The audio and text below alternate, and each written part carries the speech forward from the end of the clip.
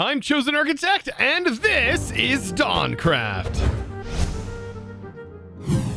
So between episodes, I have done quite a bit, I would say, just a teensy little bit. And let's kind of go over some of the things that I did while I streamed over on Twitch, twitch.tv/ChosenArchitect, where you can find me. I do live stream. I've been live streaming this about once a week while I've been playing Vault Hunters outside of this pack. But let's talk about that. So I built a little enclosure over top of this instead of this being this nice little ugly thing that was sitting here. But the big thing that I worked on, believe it or not, was up top here. I built more of these stalls for villagers, so we have direct access to more villagers. And I still have several slots available for more villagers, and there are several villagers, and apparently Tiffany in here, who's disguised as a villager. Yeah, there's still some of these guys that haven't even been employed yet. Yeah, I haven't employed them. What are you doing, big man? You are in the wall. So there's a lot more villagers, and I was looking through the villages. Turns out we spent a large amount of time trying to figure out where to get a beekeeper. Turns out that it's not even in the pack anymore, apparently. So you can still get the contract, but there is no beekeeper from what I was seeing. But outside of that, I did go ahead and unlock another thing, and that was the contract for the Endarian. So if we take a look at the Endarian, this the actual block that this guy is hooked into is this Herper altar. And let's see, maybe I can look up altar. There it is. So this just requires instone and purpur blocks being popped chorus fruit. And we did happen to find chorus fruit. Now, getting a hold of instone just is a sort of a transmutation that happens with ours that you can do with the conjuration essence, I believe. But this guy is amazing. So I did go ahead and level this up, and offers end rods, which turn into different lamps, offers phantom membranes. You can do trades for ender pearls, but it sells dragon's breath. And I wanted to save this because I'm also pretty sure this guy sells more than just dragon's breath, which dragon breath is nice on its own, and I'll show you why here in a moment. But dragon skulls and shulker shells can be bought from this. You can buy dragon heads, and so this actually opens up all of the rest of Apotheosis without needing to go to the nether. Or sorry, the end, not nether. So that is quite awesome. So we're able to make end shelves and all of this because of this, making enchanting even more powerful. But yeah, and then I also set up all of my butcherers, and well, they were working. I need my butcherer contract. That way I could trade all of the meat that I'm getting from my Drigme farm. And then, of course, we also have our armor, our weaponsmith, and I can also now buy gas tiers because I went ahead and leveled up my hunter contract. And so I got my hunter contract done, and you can actually do this without needing to have dependencies. So we ended up unlocking that during the stream, and that was pretty fun. But you know what the biggest thing was that we did? We now have creative flight. Yes, we actually have creative flight around the base. And the reason we have creative flight is this right here, this flight, which comes from the tablet of flight that you can put inside of the ritual brazier. And so you put it inside here and you right click it in, and then you right click it one more time to activate. And it only uses mana every time we initiate the actual timer. And that timer lasts 1 minute and 30 seconds worth of flight every time you double tap, double jump to go up in the air. So this thing actually doesn't consume a whole lot of mana, and we could probably bring source jars with us and activate this pretty much anywhere we'd ever want to build. And so I use this definitely for building a lot of this, the market and everything that's up here. But getting the creative flight, that's pretty awesome, especially for building and all kinds of other fun stuff that you may want to do with it. Now, I know all of that was some awesome information, but today I actually have a plan. We actually talked over during the stream pretty much all of the eyes that we sort of need left, right? 2 of these eyes I can already craft. I can actually craft the witch eye, and I have everything, I believe, to craft the undead eye. Now, the old eye, the cursed eye, the wither eye, and the black eye, and the evil eye well, are just sort of going to be RNG for the most part, I believe. I think the Wither Eye we can get. Let's see. But we are going to have to probably kill the Wither for this, which I kind of want to do. Now, the Evil Eye is just going to be random, getting it from a witch villager, or not a witch villager, a cleric. I guess you can call it a witch villager. And then the Black Eye, this, I believe we can find this from the treasure that's underground. And then we have a Cursed Eye.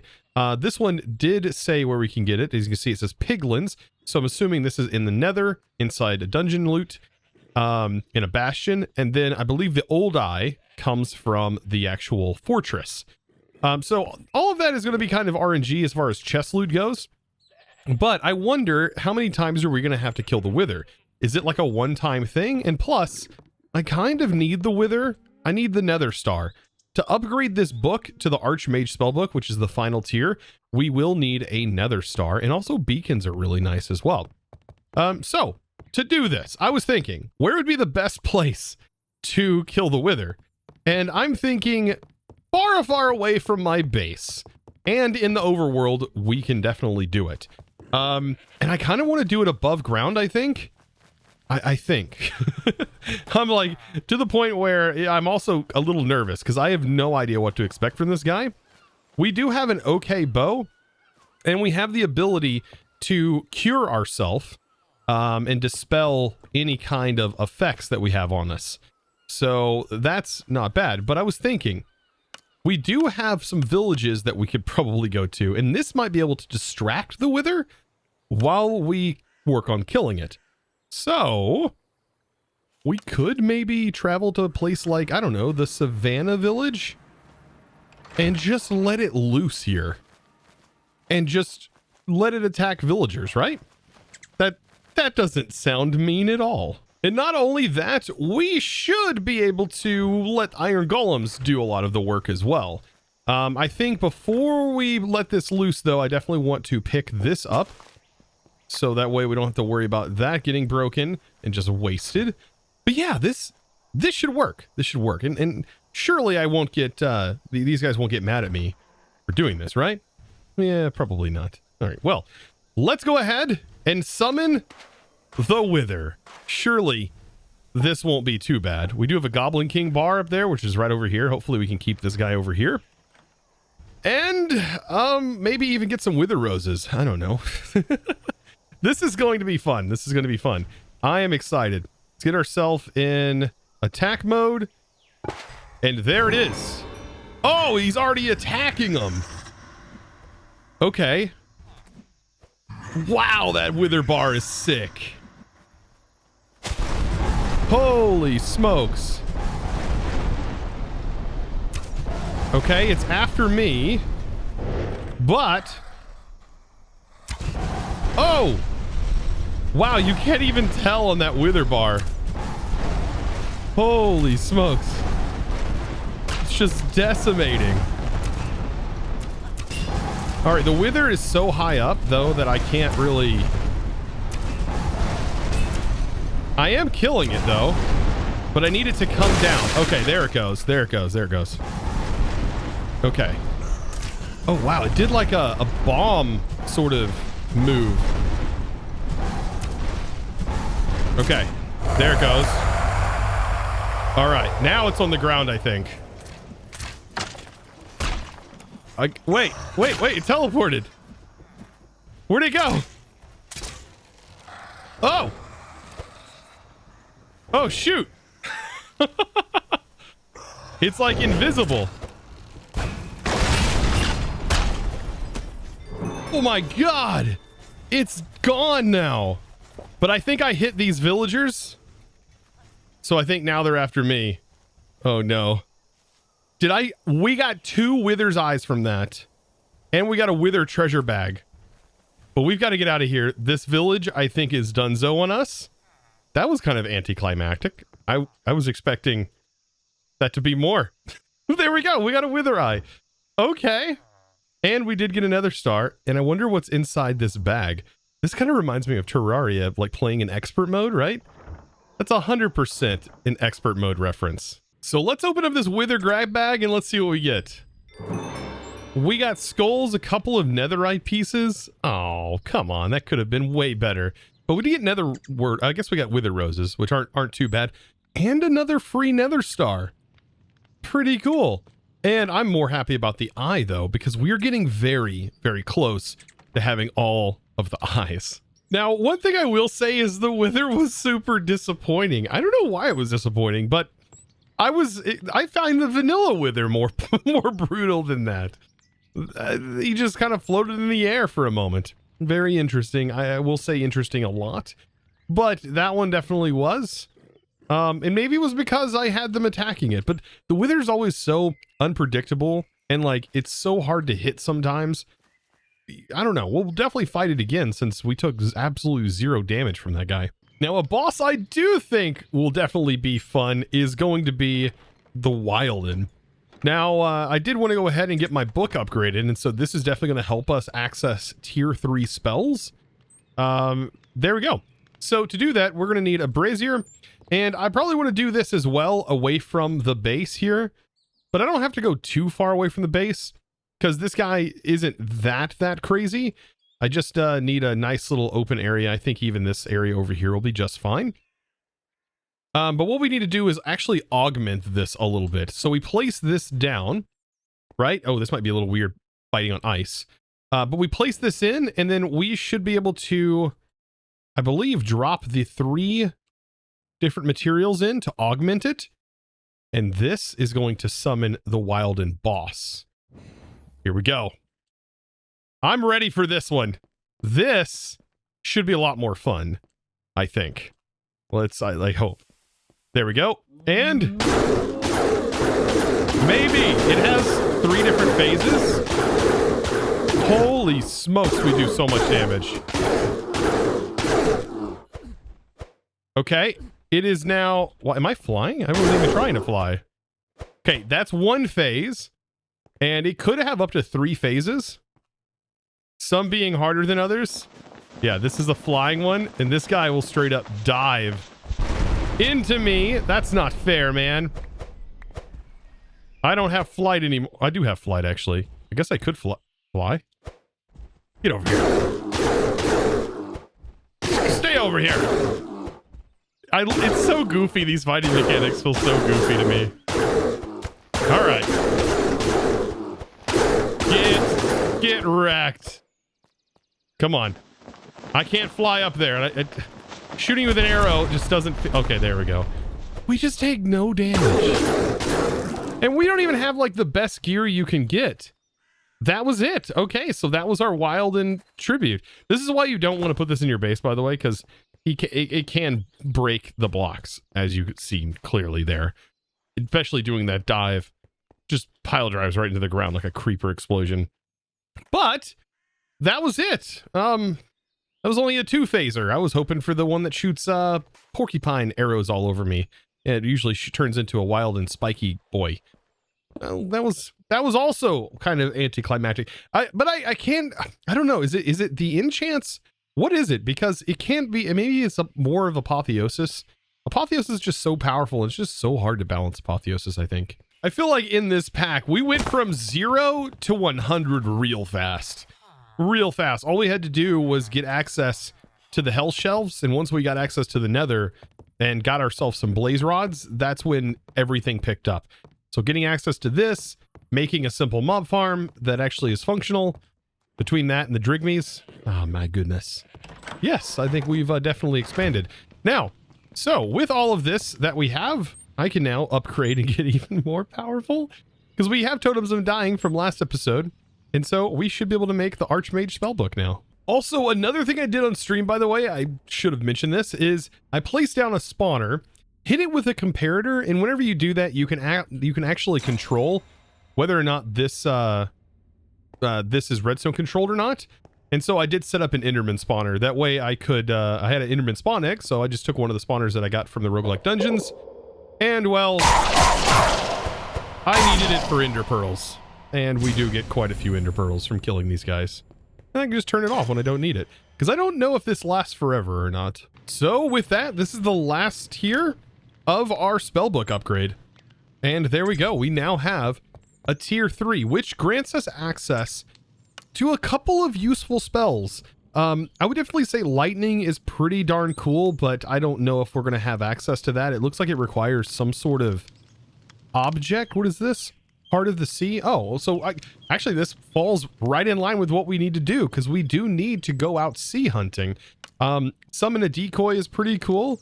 It allows us to linger these potion effects. Hitting things with wither is really cool. Blink is also pretty awesome, because we could pretty much just teleport mobs directly into a mob trap, which is kind of crazy, right? We could also use it on ourselves as well. If we had an elytra, which I have no idea where to get an elytra other than the end. If we had an elytra, though, we could use glide, which would act as an elytra. And hex is pretty powerful. And then, of course, we can also summon vexes of our own, becoming the ultimate wither, which is pretty darn cool. And orbit kind of allows effect to sort of spin around you. Now, the ultimate reason why I wanted the Archmage Spellbook is to get the bee plushie. It's the best. Honestly, it's the best reward. And look how cute this thing is. Oh, I don't even know where to put it. Can you put plushies on your head? Oh, darn. What a missed opportunity. Oh, I should have been able to wear them as a hat. I don't know. Can it go here instead, right on top of the anvil? I feel like that would be the best place for it. Its little legs are just like flopped out. I love it. Now, even though I have that cute bee, I don't want to lose sight of what I'm actually going for. And that is treasure chests. Now, apparently we can also get an eye from this. Now, I don't know how well this is going to work, but I do have a spell book, or a spell here, called water breathing. And this is a extended time aquatic, which gives me water breathing for about a minute, though, it seems. So we get a minute of water breathing, and we can constantly keep casting it. So we should be somewhat okay, and we can swim kind of fast underwater. But the real thing is, we're kind of looking for shipwrecks, and I don't have a good way of doing that. Hey, bud. Leave me alone. Don't hurt me. Okay. Phew. I never know those wells. If you attack a well, it could attack back. You just never know. It's my wife's favorite animal. It's an orca.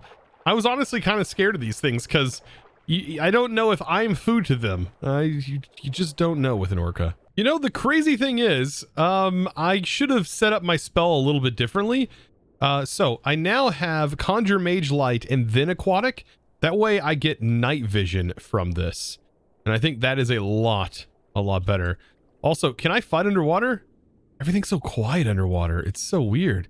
You don't hear any of the sounds or anything like that. Oh my gosh, the water is horrifying. It's a giant squid. And the whale is trying to eat it. What is even happening right now? That is horrifying. All right, there's a lot of glow squid down here. It is very dark. There should be chests in these, I think. Or there's at least supposed to be. What is that?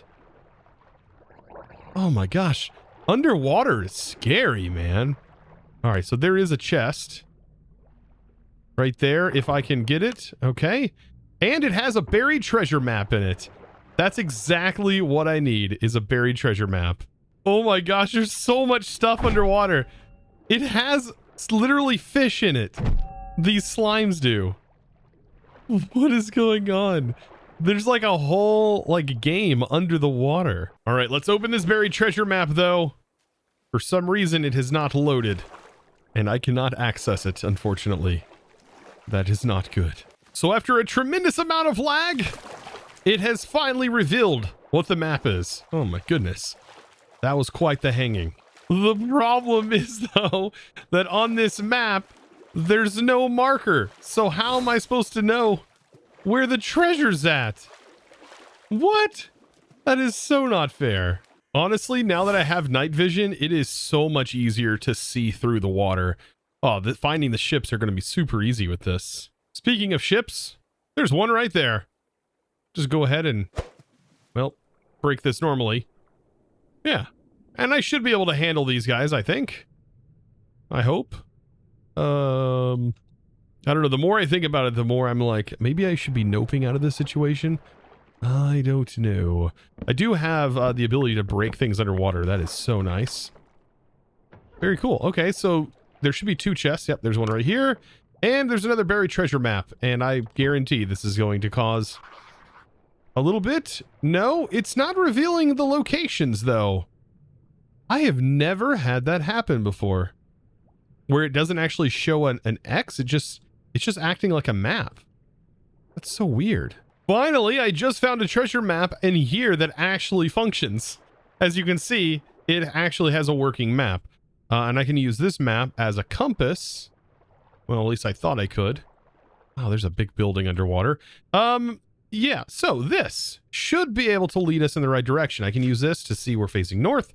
Okay, so I just need to travel north and a little bit this way. Wonder what's in this building, though. Man, everything's got me so curious now that I know there's so much stuff underwater. Whereas before, these are oxidized pillars. Oh, is this like well, what are you? Let's make sure to get rid of the beasts. It's crazy we do so much damage. Man, early on, this guy was so scary. Was so scary. It's like a pipe room, I think. It's just full of tons of copper. So much copper. And glass. Oh, wow. There's an entire dungeon down here as well. I'm on my way to the treasure map, but I'm like stopping at all these locations wondering what is all this? Oh, this is one of the, this is one of the labyrinths, I believe. Yes, definitely one of the labyrinths. That should be just like full of zombies. But there should be like chests and stuff in here. I don't know. This is nothing compared to the treasure I'm after, though. So I am very, very close to being right here on the X. And there is a trick that I like to show. When you go into your F3 menu and you take a look at the chunk area, or well, I guess the XYZ, and right under that is your block. You should be able to find the little border box, and right now it says 15, 5, 11, or now 4, 11. I need to get this to where it all equals 9 and 9. And so we'll get that going right here. And I'm assuming the treasure is going to be right underneath my feet, I believe. So we'll see. It doesn't appear to be in this particular chunk. So it's going to be in one of these chunks. We just got to figure out which one. So it's probably in this one. And so we're very close. There's 9. And there is 9, which will be right here. And so maybe it'll be right here. And it is. And there we go. And we found one. So we just got to keep doing this. We did get a Heart of the Sea, which is great. But apparently one of the eyes are supposed to be lingering in these chests. And it could take a while to find one. So at this point, I'm just trying to find maps and then just take those maps where they go.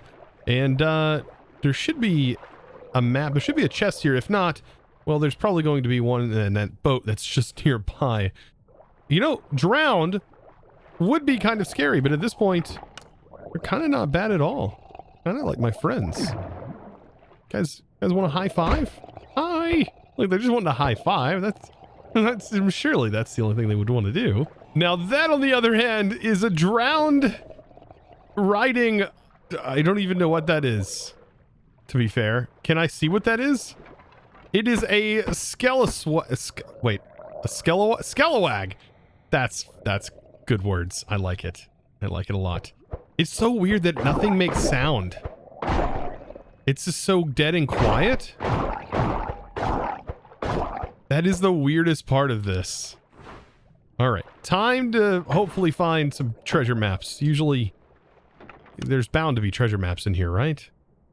Usually. So here's the other chest, and, well, we got another Heart of the Sea, but nothing as far as an eye goes. And I still don't know if this is 100% how you get this eye. And here's another one. And there we go. So it took me 3 of them in order to find the black eye. Very interesting. And I don't know, let me know down in the comments below, by the way, how many of these chests it took you in order to find. Because I've heard some people telling me that it has taken them, for example, the one that you get from the cleric, it took them like 30 30 or more clerics to roll before you ended up getting one that actually trades an eye. I have no idea. I'm pretty excited, though, that we got 2 eyes today, and the adventure for them wasn't actually too bad. All in all, today I had an absolute blast. Oh my gosh, this episode feels like it just like flew by. I don't know if it feels the same way for you, but I could definitely go for some more ocean exploring. Guys, I hope you enjoyed today's episode. Of course, if you did, be sure to click that subscribe button if you haven't already. And also check out my Twitch, twitch.tv/ChosenArchitect, where I do live stream typically 4 days a week, usually around 10 a.m. Central Standard Time, and stream for anywhere between 4 to 6 hours. So be sure to check that out, as I would really appreciate it. If you would, give me a follow over there. Also, check out my Twitter. If you, Twitter needs a little bit of love. If you guys wouldn't mind checking out the Twitter and giving me a good old follow over there. I do post a lot of content, believe it or not, over on Twitter. And yeah, so guys, it is time now to thank the supporter of today's video. And that huge thanks, by the way, is going to Francis Dennis. Thank you so much for your amazing support, by the way, over on YouTube, becoming a YouTube member and supporting and joining the amazing community over here. And if you guys are interested, all you gotta do is check out that blue button next to the subscribe button. I mean, if you've already clicked that subscribe button, you've probably seen it there. So if you're looking for a way to support, that is honestly a fantastic way of doing so. If you're looking for other ways, of course, the Discord is a great way, discord.gg/ChosenArchitect. I usually only mention it here at the end of the video for those of you I know who stick around and watch the most. So thank you guys so very much for watching. And of course, as always, yet again, thanks for watching.